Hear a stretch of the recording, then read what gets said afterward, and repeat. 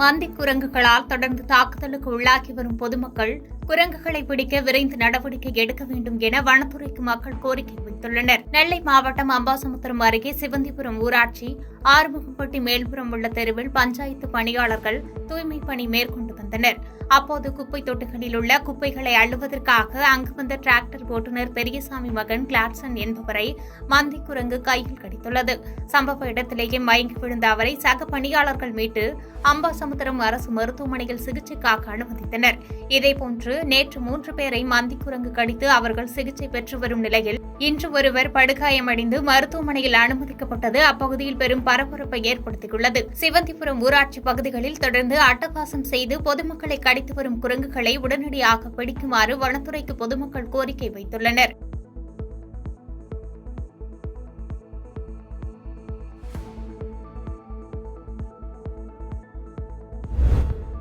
Chennai MFL சாலை சந்திப்பில் auto கவிழ்ந்து 2 பெண்கள், குழந்தை உட்பட ஆட்டோ ஓட்டுநர் காயமடைந்த சம்பவம் பரபரப்பை ஏற்படுத்தியது. சென்னை ஆண்டார்குப்பம் பகுதியில் இருந்து மாதவரம் செல்வதற்காக 2 பெண்கள் கைக்குழந்தையுடன் ஆட்டோவில் பயணித்துள்ளனர். அப்போது சென்னை MLF சந்திப்பின் அருகே சென்டர் மீடியா என்று அழைக்கப்படும் சிமெண்ட் தடுப்பு சுவர் அமைக்கும் பணி நடைபெற்று வந்தது. தற்போது 2 நாட்களாக சென்னையில் மழை பெய்து வருவதால் சிமெண்ட் தடுப்பு சுவர் அமைக்கும் பணி தற்காலிகமாக நிறுத்தி வைக்கப்பட்டது. இதை கவனிக்காமல் சென்ற ஆட்டோ ஓட்டுநர் சாலையின் நடுவே இருந்த பள்ளத்தில் நிலை தடுமாறி கீழே விழுந்தார். இதில் பயணம் செய்த 2 பெண்கள் கைக்குழந்தையுடன் படுகாயமடைந்து போக்குவரத்து காவல்துறையினர் மற்றும் பொதுமக்கள் குழந்தை மற்றும் 2 பெண்களை மீட்டு மருத்துவமனைக்கு அனுப்பி வைத்தனர். மேலும் இந்த விபத்து குறித்து காவல்துறையினர் விசாரணை மேற்கொண்டு வருகின்றனர்.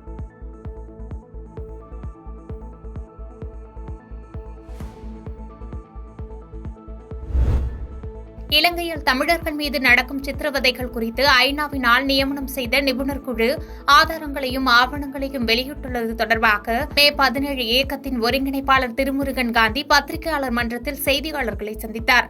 அப்போது பேசிய அவர், முள்ளிவாய்க்கால் பகுதியில் இலங்கை அரசினால் ஈழத்தமிழர்கள் மீது தாக்குதல் நடத்தப்பட்டு 15 ஆண்டுகளை கடந்தும் இன்றும் இலங்கையில் சித்திரவதைகள், பாலியல் துன்புறுத்தல்கள் நடந்து வருவதை ஐநாவின் நிபுணர் குழு தெரிவித்துள்ளது. கடந்த 5 வருடங்களில் இலங்கை அரசினால் காவல் படையினரால், ராணுவத்துறையினரால் 123 பேர் கடத்தப்பட்டுள்ளதாகவும் இதில் 51 பேர் இலங்கை காவல்துறையினரால் பாலியல் துன்புறுத்தலுக்கு உள்ளாகியுள்ளார்கள் என்று சுட்டிக்காட்டிய திருமுருகன் காந்தி, 1.5 லட்சம் தமிழர்கள் இலங்கையில் படுகொலை செய்யப்பட்டதை நினைவு கூறும் விதமாக நாளை மறுநாள் மே 19ஆம் தேதி மெரினா கடற்கரையில் சுடரேந்தி நினைவு அஞ்சலி செலுத்தவுள்ளதாக தெரிவித்தார். மகிந்த ராஜபக்சே, கோத்தபய ராஜபக்சேனால் அந்த வாக்குறுதி கொடுக்கப்பட்ட பின்பும் கூட மே 17ஆம் தேதி விடுதலை புலிகள் தங்கள் ஆயுதங்களை மௌனிக்கிறோம் என்று அறிவித்து இந்த மக்கள் வெளியேறுகின்ற சமயத்தில் இலங்கையினுடைய ராணுவத்தினால் தாக்குதல் நடத்தப்பட்டு மே 17, மே 18, மே 19 ஆகிய 3 தேதிகளில் மட்டும் 70,000 தமிழர்கள் முள்ளிவாய்க்காலில் படுகொலை செய்யப்பட்டார்கள்.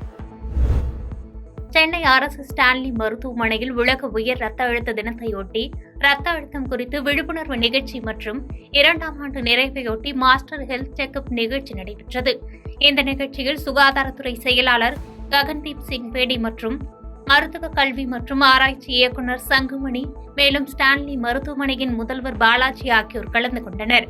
நிகழ்ச்சியில் பேசிய சுகாதாரத்துறை செயலாளர் ககன்தீப் சிங், அதிக சால்ட் பயன்படுத்தக்கூடிய உணவுப் பொருட்களை உட்கொண்டால் ரத்த அழுத்த நோய் உருவாகும் என்று எச்சரித்த அவர், ரத்த அழுத்தத்தை கட்டுப்படுத்த பருப்பு வகைகள், பழங்கள், காய்கறிகள் உள்ளிட்டவைகளை அதிகம் சாப்பிட வேண்டும் என அறிவுறுத்தினார்.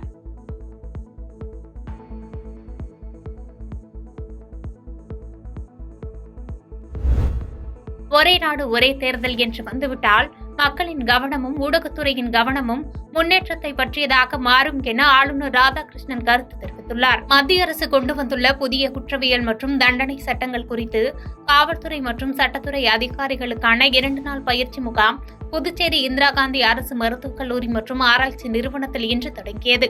துணைநிலை ஆளுநர் CB ராதாகிருஷ்ணன் குத்துவிளக்கேற்றி வைத்து பயிற்சி முகாமினை தொடங்கி வைத்தார். இந்நிகழ்ச்சியில் புதுச்சேரி தலைமை செயலர் சரத் சௌகான், காவல்துறை தலைமை இயக்குநர் ஸ்ரீனிவாஸ், காவல்துறை தலைவர் அஜித்குமார் சிங்லா, சட்டத்துறை செயலர் சத்யமூர்த்தி உள்ளிட்ட பலர் பங்கேற்றனர். இவ்விழாவில் பேசிய ஆளுநர் ராதாகிருஷ்ணன், மாற்றம் மட்டும்தான் மாற்றமில்லாதது, மற்றவையெல்லாம் மாறிக்கொண்டே இருக்கும் என்று கூறிய அவர், குற்றம் செய்தவர்களுக்கு தண்டனையும் நிரபராதி விடுதலை செய்யவும் ஜெர்மனி நாட்டில் உள்ள குற்றவியல் சட்டங்கள் போன்று எங்கும் அமல்படுத்துகின்றோமோ அப்போது யாரையும் தண்டிக்க முடியும் என்ற நிலை உருவாகும் என்றார்.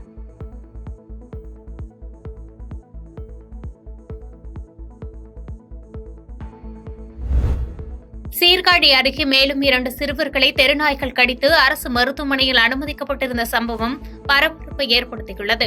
மயிலாடுதுறை மாவட்டம் சீர்காழி அடுத்த மங்கைமடம் பகுதியில் 8 வயது சிறுவன் தர்ஷன் தெருவில் விளையாடிக் கொண்டிருக்கும் போது தெருநாய் கடித்து சீர்காழி அரசு மருத்துவமனையில் அனுமதிக்கப்பட்டு சிகிச்சை பெற்று வருகிறார். அதே தெருநாய் மங்கைமடம் பகுதியைச் சேர்ந்த தர்ஷ்வந்த் என்ற 4 வயது சிறுவனையும் கடித்து அரசு மருத்துவமனையில் அவர் சிகிச்சை பெற்று வருகிறார்.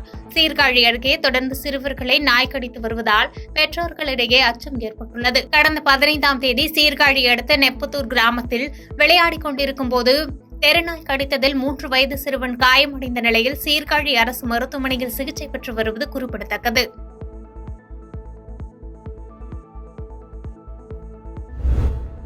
கன்னியாகுமரி மாவட்டம் புதுக்கடை அருகே வேங்கோடு பகுதியைச் சேர்ந்தவர் KP தேவராஜ். இவருக்கு அதே பகுதியில் 25 சென்ட் நிலம் உள்ளன. இந்த நிலத்தின் அருகே வசிக்கும் குமார் என்பவர் ஆளில்லாத நேரம் பார்த்து அதில் 2 சென்ட் நிலத்தை அபகரித்து சுற்றுச்சுவர் கட்ட முயற்சி மேற்கொண்டுள்ளதாக கூறப்படுகிறது. இதனை பார்த்த KP தேவராஜ் புதுக்கடை காவல் நிலையத்தில் புகார் அளித்துள்ளார். புகாரின் அடிப்படையில் போலீசார் விசாரணை நடத்தி வரும் நிலையில் ஒரு கும்பல் சென்று மீண்டும் சுற்றுச்சுவர் கட்ட முயற்சி மேற்கொண்டுள்ளனர். இதனை பார்த்த தேவராஜ் மற்றும் அவரது மகன் ரீஜி லிவின்ஸ் ஆகியோர் தட்டி கேட்ட நிலையில் ரீஜி லிவின்ஸை சரமாரியாக தாக்கியுள்ளனர். இந்த நிலையில் காப்பக்காடு பகுதியைச் சேர்ந்த அஸ்வின் நேசமணி ரீஜி லிவின்ஸின் மைத்துரர் தனது மகனின் ஞானஸ்தான நிகழ்வுக்கு அழைப்பு விடுக்க வந்துள்ளார். அப்போது அந்த கும்பல் அஸ்வின் நேசமணி வந்த காரை தடுத்து நிறுத்தி அவரையும் சரமாரியாக தாக்கியுள்ளனர். இதில் படுகாயமடைந்த இருவரும் மார்த்தாண்டம் பகுதியில் உள்ள தனியார் மருத்துவமனையில் அனுமதிக்கப்பட்டு சிகிச்சை பெற்று வரும் நிலையில் அஸ்வின் நேசமணியும் புகார் அளித்துள்ளார். இந்த நிலையில் பதைப்பதைக்க வைக்கும் தாக்குதல் CCTV காட்சிகளை கைப்பற்றிய புதுக்கடை காவல் நிலைய போலீசார் தாக்குதல் நடத்திவிட்டு தலைமறைவான குமார், மெலின், நிஷாந்த் உட்பட 11 பேர் கொண்ட கும்பலை தேடி வருகின்றனர்.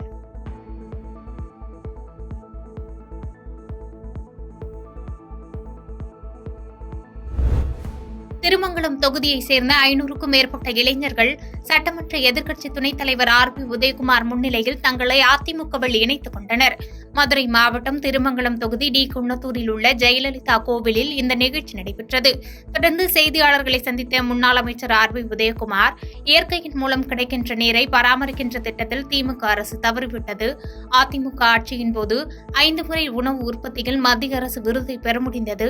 ஆனால் இந்த ஆட்சி வந்த பிறகு எவ்வித சாதனையுமின்றி வேதனை மட்டுமே மிஞ்சியிருப்பதாக பார்க்க முடிகிறது என்று குற்றம் சாட்டினார். ஆகவே அவரிடத்திலே இந்த நிகழ்ச்சியின் மூலமாக வைக்கிற வேண்டுகோள் என்னவென்று சொன்னால், இன்றைக்கு வருகிற 30ஆம் தேதி மே மாதம் கடைசி வாரத்திலே தென்மேற்கு பருவமழை தொடங்க இருப்பதாக இந்திய வானிலை ஆய்வு மையம் அறிவித்திருக்கிறது. பொதுவாக தென்மேற்கு பருவமழை என்பது இன்றைக்கு ஜூன், ஜூலை, ஆகஸ்ட், செப்டம்பர் என்கிற 4 மாதமும் அக்டோபர், நவம்பர், டிசம்பர் வடகிழக்கு பருவமழையும் நமக்கு பொதுவாக கிடைக்கக்கூடிய பருவமழை காலம்.